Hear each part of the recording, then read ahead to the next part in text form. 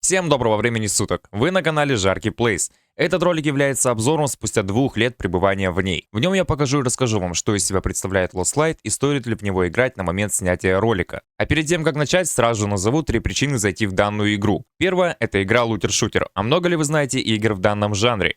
Второе — данная игра абсолютно бесплатна и на данный момент не имеет pay to win.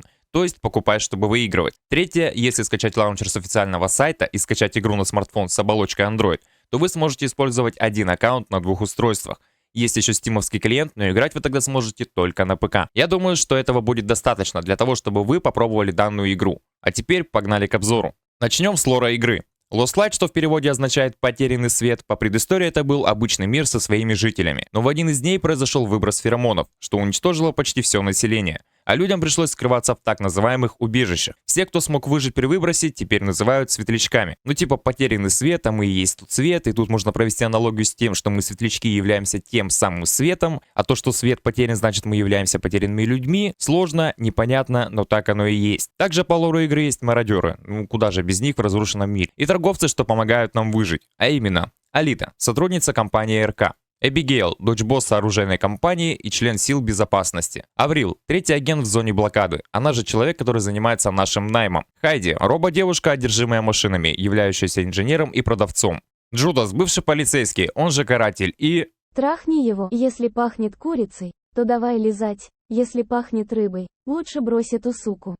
И Камила, полевой врач. По ходу игры мы вдобавок обзаведемся питомцами, но об этом чуть позже. Лор игры, я думаю, вам стал в целом понятен, и настало время зайти в игру. Наше с вами выживание начинается с создания персонажа. Для мужчины представлен большой выбор лиц, а вот женского персонажа немного обделили. Выбираем с вами понравившегося мужика, пишем никнейм, и вот спустя 10 минут я все-таки смог подобрать незанятый ник. Представляю вам Егорка.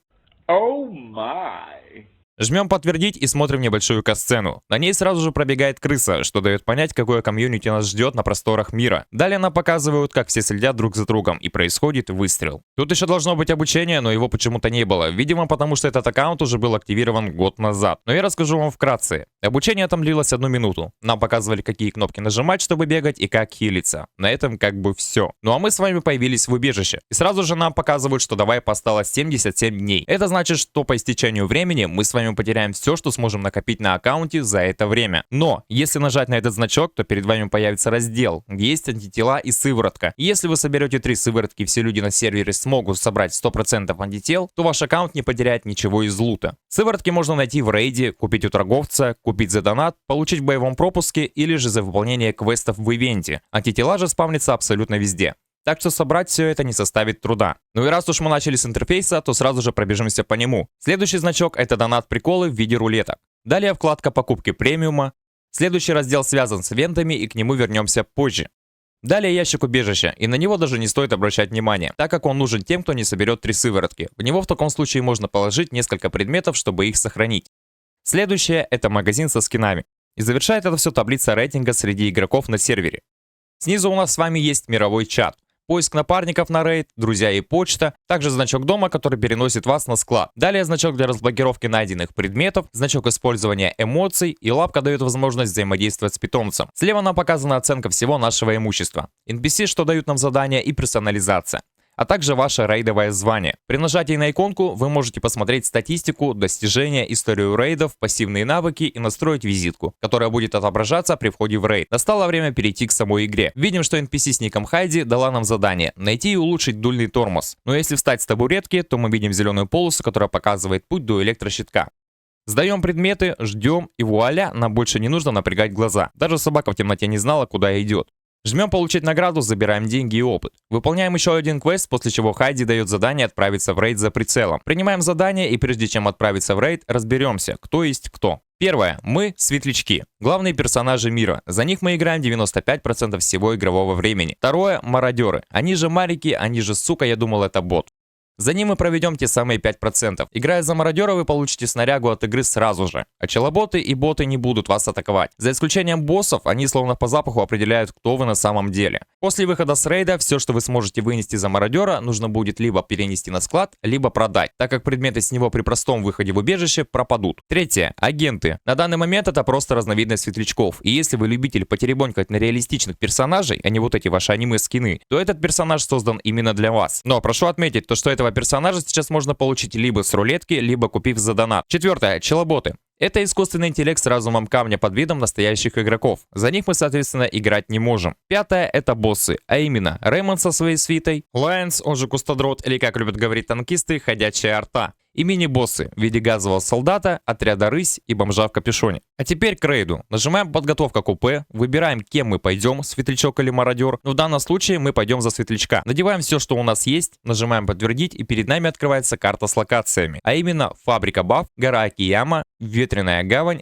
АРК компания и Кайдо, зона оккупации К1. Каждая из них имеет индивидуальную стилистику, размер разных боссов и различные усложнения по типу кислотного дождя и разрядов молнии. Также у нас с вами есть выбор, пойдем мы с вами с видом от первого или от третьего лица. Но сразу предупрежу, что искать рейд от третьего лица очень и очень долго, так как 99% игроков играет именно от первого лица. Также вы можете выбрать, пойдете вы соло или дуо, режим сквада доступен только в рейтинге. И тут начинается самое веселое. Как бы вы ни запустились, против вас всегда будет играть либо дуо, либо трио, либо сквады. А то и вся карта будет настроена против вас, так как в игре есть функция поднятия нокнутого игрока. То есть вы положили игрока, подбежали, нажали кнопку, подняли и оп, теперь он ваш тиммейт на рейд. И именно благодаря этой функции так называемые про-игроки сидят в топах, так как они поднимают кучу игроков и толпой убивают сольников. Но даже это еще не все. Если нокнуть игрока, то он может отправить сигнал СОС друзьям или в мировой чат, чтобы любой игрок мог присоединиться к его рейду и спасти его. Бороться с тиммерами в игре крайне тяжело, и на данный момент есть всего 3 способа. Первое — стать таким же тиммером и бороться с тиммерами. Второе — брать оружие с пассивным навыком на добивание. Третье — сразу подбегать и добивать игроков. И раз уж мы заговорили об оружии, то немного расскажу вам о нем. Сборка оружия в игре — мое почтение. Как и в принципе весь арсенал. Убивать вы можете с чего угодно без особого труда, так как прям мета-пушек нет. В данной игре решают патроны, сборка, скилл и тиммерство. Без него никуда. Некоторые виды оружия имеют пассивные навыки, такие как добивание нокнутого игрока, повышение пробития брони, увеличение скорострельности и прочего, тут же на вкус и цвет. То же самое и с броней. Всего есть 6 классов брони с подвидами, которые также имеют пассивные навыки. Где-то рикошет, где-то бесшумная ходьба и так далее. Со всем этим, я думаю, вы разберетесь сами. Но если нет, то буду рад видеть вас на своих стримах и в комментариях под роликами. Ну а мы выбираем карту, жмем подтвердить и ждем, пока нам подберут игроков и свободное место на карте. Жмем подтвердить, после загрузки нам дают выбор, на какой точке нам высадиться. На каждой карте есть места с топ-лутом, и соответственно там происходит большинство файтов. Поэтому если вы хотите разобраться в игре и не отлететь от первого же бота, то я рекомендую высаживаться на менее опасных точках. Также не забывайте смотреть, где у вас будет выход с локации. Но на данной карте топ-лут лежит под номером 1,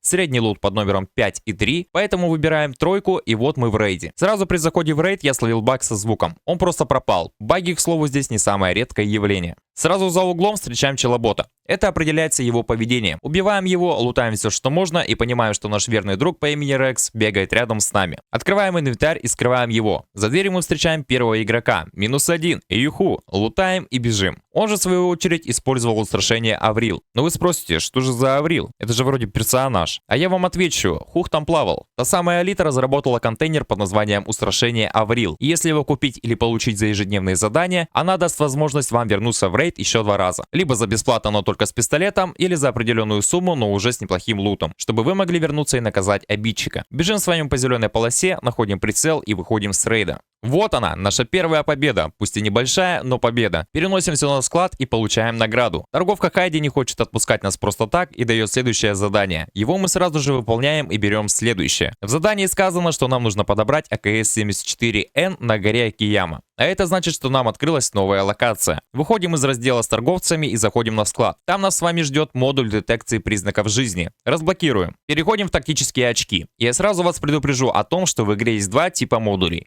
Это нарукавник, он же модуль детекции признаков жизни, что даст вам возможность понимать, есть ли противник рядом с вами или нет. А также тепловизор, он же модуль детекции. Жмем надеть и выходим с этого раздела. Заходим снова в раздел с NPC и знакомимся с Джудасом. Он дает нам два задания. Принимаем их и сразу выполняем, так как жетоны у нас были. Жетоны же падают с игроков. С помощью них можно выйти в других местах на локации, а также по окончанию рейда получить новое звание. Пришло время подготовиться к новому рейду. Заходим с вами на склад, продаем плохую броню и такого же качества патроны. Продаем криптомонету. Берем краску в рейд, так как продать торговцам ее нельзя, а на черном рынке она стоит дешево. Краска, к слову, нужна для окрашивания оружия и агента, чтобы придать индивидуальный облик. А мы с вами идем в рейд на гору Акияма. Получаем 3-й уровень персонажа и ждем запуска. И вот перед нами новая локация и выбор точки дислокации. Работаем по той же схеме. Топ-лут под номером 4, средний лут под номером 5, плохой лут под номером 3, 1, 6, 7 и 8 номер вообще без лута. Выбираем номер 3. Сразу при заходе в рейд проверяем, не сбились ли настройки, так как я перезаходил в игру. Теперь отправляемся на поиски приключений. Убиваем бота, выкидываем краску и забираем предметы с замочком. Находим дроп и лутаем. Слышим выстрелы на вилле и береговом лагере. Проведя математические расчеты, понимаем, что береговой лагерь находится ближе. Находим бедолагу и без труда расстреливаем. По пути на виллу слышны звуки самолета, значит будет сброс дропа. Находим его и лутаем. При подходе на виллу встречаем еще один дроп. И пока я думал, как бы выиграть в этом тетрисе, он пропадает. А пропал он по причине, которая называется буря. При ее появлении лут на карте обновляется. Но мы не огорчаемся и идем на виллу. При входе в нее натыкаемся на отряд рысь. Поджав булки, мы их убиваем и идем лутаться. И вот он, наш ценный лут. Целых 2 криптомонеты. Кладем их в собаку, так как предметы, находящиеся в ней, не пропадут, если нас убьют. Виллу залутали, можно и на выход. Подходя к выходу за жетоны, на миникарте показан АК-74Н. Он-то нам и нужен по заданию. Забираем его и выходим с локации.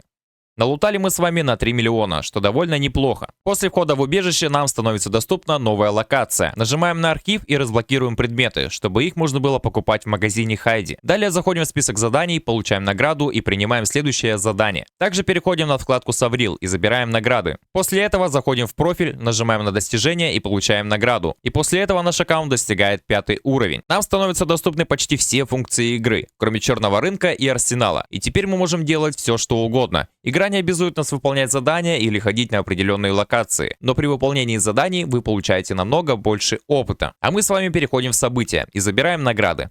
Также заходим в боевой пропуск и получаем халяву уже там. Далее займемся прокачкой убежища. Нажимаем на склад и кликаем вот сюда.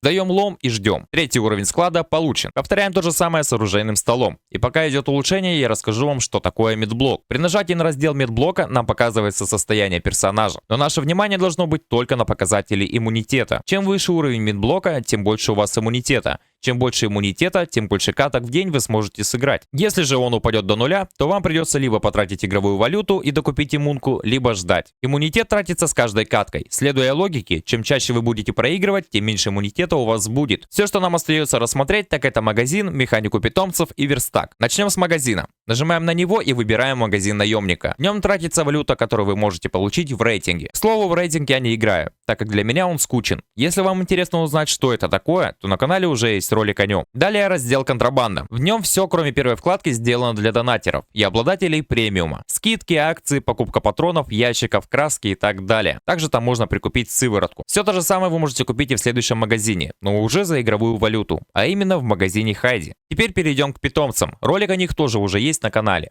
Но объясню вкратце. В игре представлено несколько видов питомцев. Первые 3 являются просто вашими спутниками. Последние 2 имеют пассивные навыки, но они крайне бесполезны. Так что рекомендую к покупке пёселя Санни. Далее верстак. На нем вы можете скрафтить 80% всех игровых вещей. От железа до брони. Ах да, чуть не забыл. В игре помимо основного склада также есть еще оружейная стойка и арсенал. Но там ничего интересного. Итак, подведем итог с помощью плюсов и минусов игры. Начнем с минусов. Первое – отсутствие полноценного соло-режима. Второе – баги, асинхронные читеры. Третье – скучный и однообразный рейтинг. Четвертое – неадекватная комьюнити и, к сожалению, таких большинство. Пятое – отсутствие внятной системы кланов. На мой взгляд, это все минусы на сегодняшний день. Перейдем к плюсам. Первое – достаточно новый и незаезженный жанр. Второе – наличие механик, не представленных в других играх. Третье – отсутствие pay-to-win системы, то есть покупаешь, чтобы выигрывать. Четвертое – адекватная графика. Пятое – возможность играть одним аккаунтом на смартфоне и ПК. Шестое – еженедельные обновления. Седьмое – запоминающиеся рейды. Каждый из них чем-то до вас удивит. Восьмое – наличие турниров с призовыми фондами. Девятое – добротная кастомизация оружия, а самое главное, она реально влияет на отдачу. И пару спорных пунктов.